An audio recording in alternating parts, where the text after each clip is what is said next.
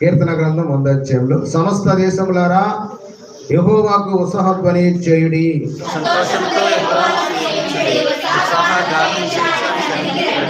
యెహోవాయే దేవుడని తెలుసుకొనుడి. ఆయనే మనలను పుట్టించెను. మనము ఆయన వారము, మనము ఆయన ప్రజలము, ఆయన మేపు గొర్రెలము.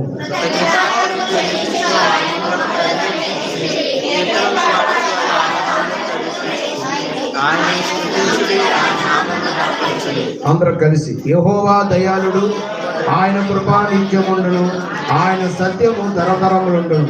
యెహోవా దయాళుడు, ఆయన కృప నిత్యముండును, ఆయన సత్యము తరతరములుండును. ఈ వాక్యము పఠనం మన వినికిల్లో దీవించుగాక. అందరూ కూర్చుందాం. తమ్ముడు మోసి మరి బయటికి వెళ్ళవలసింది ఉంది. కొంచెం సభలో కుటుంబం గురించి చెప్తారు. చిన్న సంగమా, దేవుని నామాన్ని బట్టి మీ అందరికీ నాకు వందనాలు తెలియజేస్తున్నాను. అవకాశం ఇచ్చిన దైవజనులకు నాకు వందనాలు తెలియజేస్తున్నాను.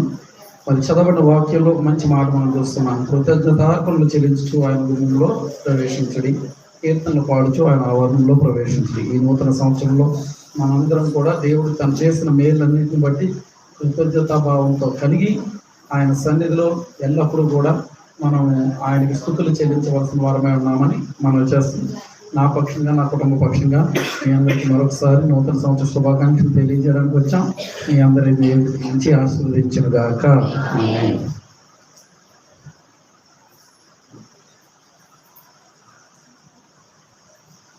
దేవుని స్తోత్రం కలిగిన గాక. ఈ సమయంలో మన మధ్యలో ముంతల్లి ముగిస్తున్నారు. వారు సమయం వరకు ఇస్తున్నారు. మరి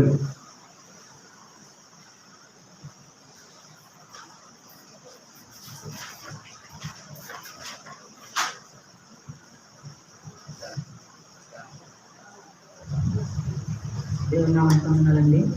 అలాగే ఈ సమయం నాకు ఇచ్చిన దైవజనులకి నా వందనాలు, అశ్విని గారికి నా వందనాలు, చేరవచ్చిన సంఘస్థులందరికీ కూడా నా వందనాలు. నిన్నటి దిన నా తండ్రి అయితే దేవుని సన్నిధికి చేరారండి. దానికి దేవునికి స్తుతులు స్తోత్రాలు.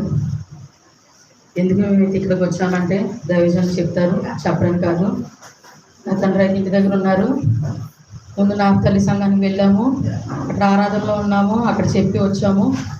ఇది కూడా మేము ఎక్కువ ప్రియారిటీ ఇచ్చే సంఘమే కాబట్టి పాస్టర్ గారు చెప్పినా మేము ఎందుకు వచ్చామంటే మీరు మా ఇంటికి రండి, రేపటి దినమన నా తండ్రి నిమిత్తమై ప్రార్థన ఏర్పరచుకుంటున్నాము. ప్రార్థనకి సంఘం అంతా రండి. మేము చెప్పక్కర్లేదు, దైవజనులు చెప్పిన మాట మీద మనం ఏకీభవించి రావాలి. కానీ మేము మా కుటుంబం తరపున వస్తే ఇంకా సంఘం అంతా వస్తారని రేపు అందరూ కలిసి రండి. తర్వాతే ప్రేమ విందు ఏర్పాటు చేస్తాం, దానికి కూడా మీరు తీసుకోవాలి. దేవుడి చిన్న సాక్ష్యం దీవించిన గాక.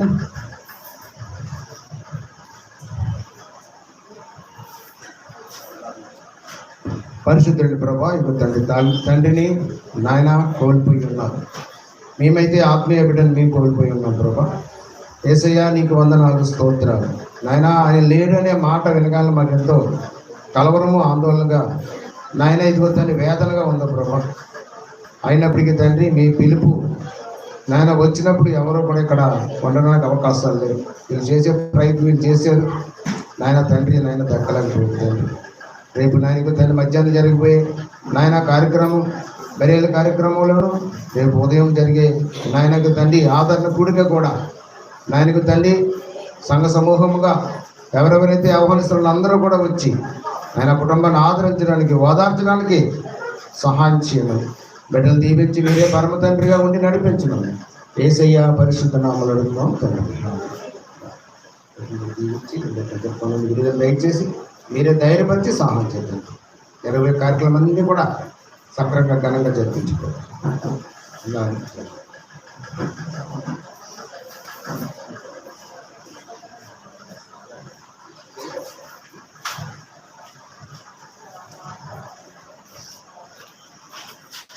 దేవునికి స్తోత్రం కలుగుగాక.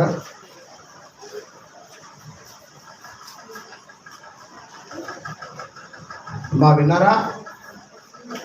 ఆల్రెడీ నన్ను చెప్పమని పొద్దున్న ఫోన్ చేసి చెప్పారు. అయినా సరే మేము వస్తామన్నారు, వదిలేమన్నాను. మరి ఆ కుటుంబీకులు కూడా వచ్చి చెప్తే బాగుంటుందని ఆలోచనతో వాళ్ళు దుఃఖతో ఉన్నారు. రావక్కర్లేదు, అలా రావద్దన్నాను నేను.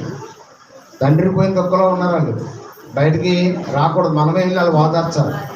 కానీ మన సంఘాన్ని ప్రేమించి సంఘటనలందరూ రావాలనే ఉద్దేశంతో వాళ్ళే ఇద్దరు ఇక్కడికి వచ్చి, ఇదమ్మా ఇంకా నేను చెప్పేది లేదు, ఇంకా మీకు అర్థమైంది కదా ఇప్పుడు? ఏమర్థమైంది? తెలియని స్టెంట్ వేసారమ్మా, అదేమో సెట్ అవ్వలేదు, 24 గంటల్లో ఉన్నారండి. చాలా దుఃఖం. మరి చాలామంది వెళ్ళారు, సోనాకి వెళ్ళారు. ఇవాళ ఆరాధన బేగం ముగించిన కారణం ఏంటంటే మీరు ఎవరైనా సోనాకి వెళ్ళకపోతే వెళ్ళి ఆ యొక్క కార్యక్రమాన్ని మీరు అందరూ కూడా పాల్గొనాలని. రేపే 3వ రోజు ఆదరణ కూడికి ఏర్పాటు చేశారు. ఆ యొక్క మరి ప్రార్థనలు మన అందరం కూడా ప్రేమపూర్వక వాళ్ళు దుఃఖంలో ఉండి కూడా మమ్మల్ని ఆహ్వానించారు. అది మీరు గమనించి రేపు ఉదయం 10 గంటలకల్లా ఇంటికాడే ప్రార్థన గమనించి రావాల్సిందిగా మీ అందరికీ మనం చేస్తూ ఉన్నాం. ఆ ఇల్లు మీకు తెలియకపోతే సురేష్ స్టూడియో అని ఉంటుంది, బొమ్మరిల్లు అపార్ట్మెంట్ ఎదుర్కొంటానే ఆ సందులోనే వాళ్ళ ఇల్లు. ఆ పక్కన బయట ఫ్లెక్స్ కూడా కట్టి ఉంటుంది. మీకు ఇంకా అనుభవం. దేనికి స్తోత్రం కలిగిందా? వాక్యం ఏమొస్తుందంటే, విందు జరుగుతున్న వింటికి వెళ్ళుట పోవుట కంటే ప్రలాపించువారు ఇంటికి వెళ్ళుట ధన్యత అనమాట. ఎవరైతే దుఃఖంలో ఉన్నారో, వేదనలో ఉన్నారో వారికి సంఘముగా, మన సంఘం కాదు అయినా సరే మన సంఘాన్ని వాళ్ళు ప్రేమిస్తున్నారు. దేనికి స్తోత్రం కలిగిందా? హల్లెలూయా. మన సంఘాన్ని ప్రేమిస్తున్నారు. మన సంఘంలో 40 దినాలు ప్రార్థనకు వస్తున్నారు, శుక్రవారం ప్రార్థనకు వస్తున్నారు, క్రిస్మస్ ఆరాధనకు వస్తున్నారు, మీటింగ్లు కూడా వస్తున్నారు. ఏమన్నా ప్రత్యేక ప్రార్థన ఉన్నా అట్లు కూడా వస్తున్నారు. దాని నిమిత్తము కూడా మన సంఘాన్ని ప్రేమించే వారు ఉన్నారు. కాబట్టి మనం అందరం కూడా ఈ ప్రార్థన అయిపోయాక వెళ్ళాలంటే ఎలా ప్రార్థన నుంచి అలాగెళ్ళి వెళ్ళొచ్చు. తర్వాత రెండోది రేపు 10 గంటలకల్లా వారి ఇంటికాడే ఆరాధన పెట్టారు. 3వ రోజు ఏంటంటే పాస్టర్ గారు అంటారు, ఎక్కడెక్కడి నుంచి వచ్చారు వాళ్ళందరూ వాళ్ళందరినీ చూడగలరా? ఒక వారం రోజులు పెట్టారనుకోండి, వారం రోజులు చూడగలరు చెప్పండి. పొరుగు నుంచి, విజయవాడ నుంచి, విశాఖపట్నం నుంచి, బెలాయి నుంచి, కాకినాడ నుంచి వచ్చారనమాట. అందుకని 3వ రోజు పెట్టేసుకుంటే ఎవరెళ్ళి వారు మళ్ళీ వెళ్ళిపోతారు. లేకపోతే బాగా పందులు అయితే వాళ్ళని 2 దినాలు ఎక్కడే ఉంటారు. దేనికి స్తోత్రం కలిగాక అది గమనించండి. ప్రార్థన చేసుకుందాం. పరిశుద్ధుని ప్రభా, నీకు వందనాలు, స్తోత్రాలు. యేసయ్యా, నీకు వేలాలు వందనాలు తండ్రి. ప్రార్థన ఆలకించండి. ఈ యొక్క ప్రభా, మొదటి ఆదివారము సంస్కార ఆదివారము తండ్రి, బలారాధనలో పాల్గొన్న 10 బిడ్డలు కూడా దీవించి ఆశీర్వదించి నాయనా, ఇదిగో తండ్రి ప్రభా, నీ పిల్లుకో పుట్టినరోజులకో పేర్లకో వెళ్తలేదు, కానీ ఒక కుటుంబాన్ని ఆదరించడానికి మాత్రమే మేము వెళ్తున్నాం. మరి ఈ యొక్క సమయం నాయన మేము దొంగతనం చేస్తున్నామేమో మన్నించి నాయన క్షమించమని కూడా ప్రార్థిస్తూ ఉన్నాం. మీ వాక్య బిల్లులో మమ్మల్ని నడిపించమని యేసయ్య పరిశుద్ధ నామములో అడుగుతున్నాం తండ్రి, ఆమేన్. నేను స్తోత్రం కలిగిందాక ఈ కీర్తన గ్రంథం మనం చూస్తే 100వ అధ్యాయం ఏముందంటే, సమస్త దేశములారా యెహోవాకు ఉత్సాహధ్వని చేయండి. ఒక దేశమా, 2 దేశాలా, 10 దేశాలా, 20 దేశాలా చెప్పండి? సమస్త దేశాలని ఈ యొక్క భూ ప్రపంచంలో ఎన్ని దేశాలు ఉన్నాయో చెప్పండి. అన్ని దేశాల వారు ఏం చేయాలంటే దేవుణ్ణి ఉత్సాహ ధ్వని చేయాలంట. దేవునికి స్తోత్రం కలిగిందా. తర్వాత 2వది చూస్తే సంతోషముతో దేవుణ్ణి ఎలా సేవించాలి? సంతోషంతో సేవించాలి, ఆనందంతో సేవించాలి, ఉల్లాసంతో ఉత్సాహంతో దేవుని సేవించాలి. దేవుని సేవించడానికి సాకులు చెప్పకూడదు.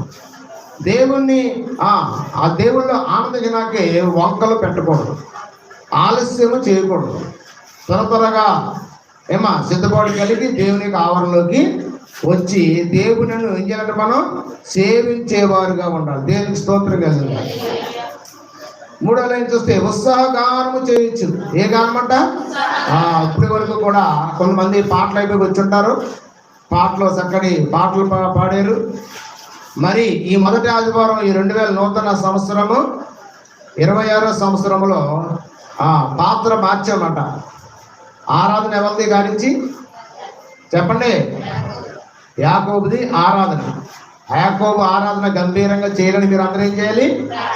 ప్రార్థన చేయండి. దేవునికి స్తోత్రం చెప్పండి. హల్లెలూయా.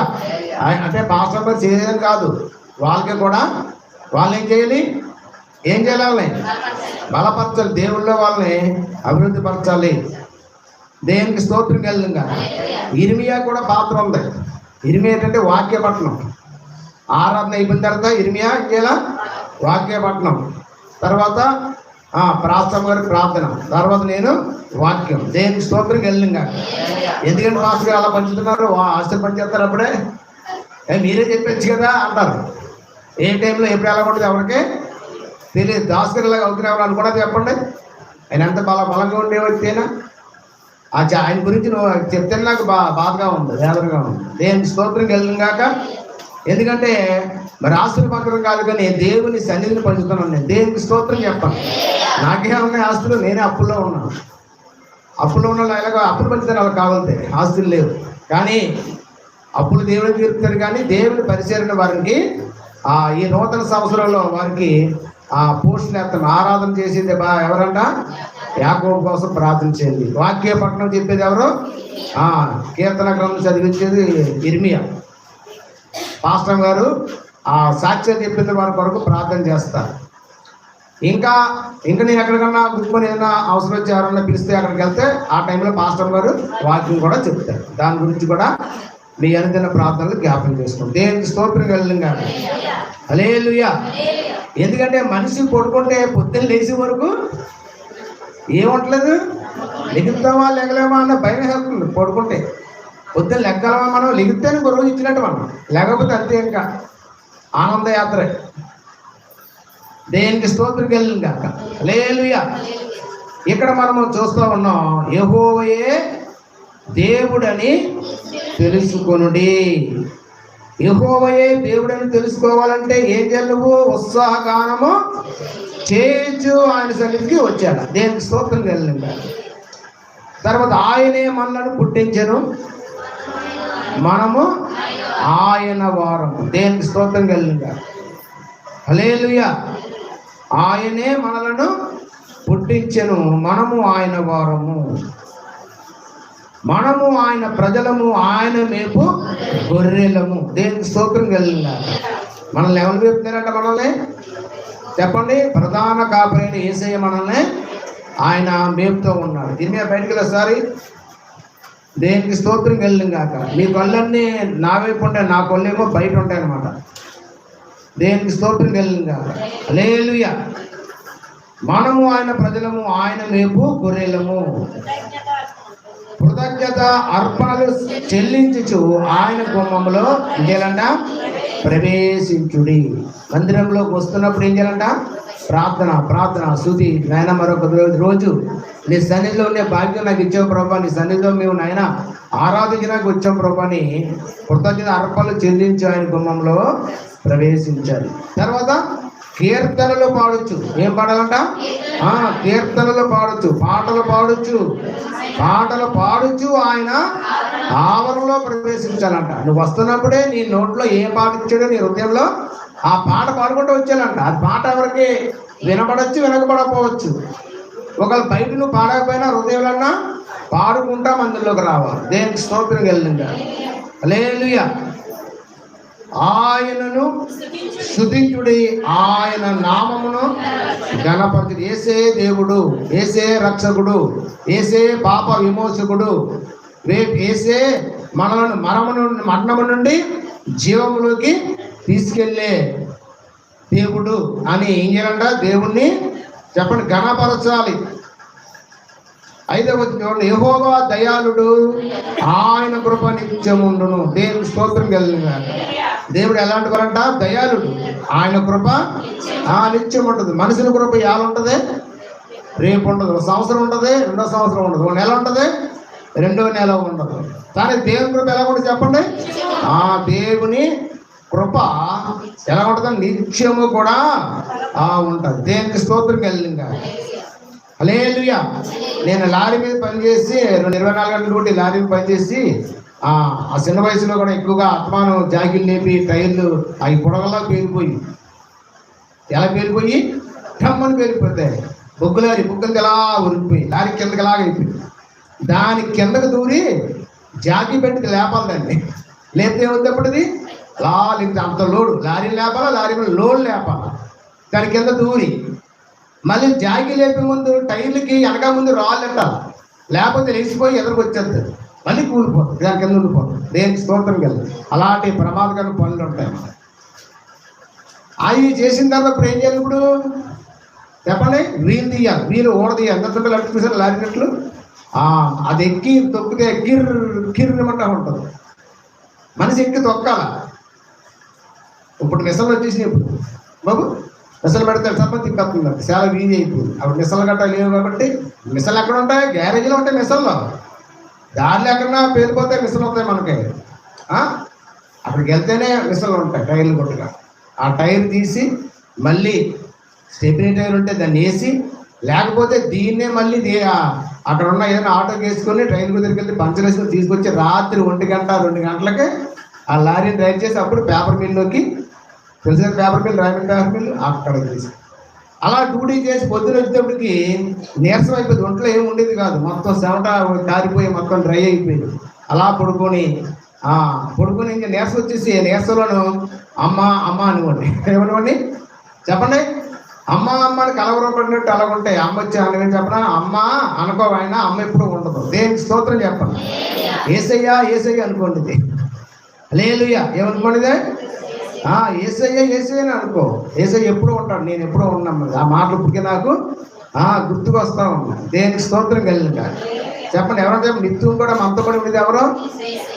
ఏసయ్య ఉంటాడు, ఆయననే తెలుసుకోవాలి. దేనికి స్తోత్రం కలిగిన. హల్లెలూయా.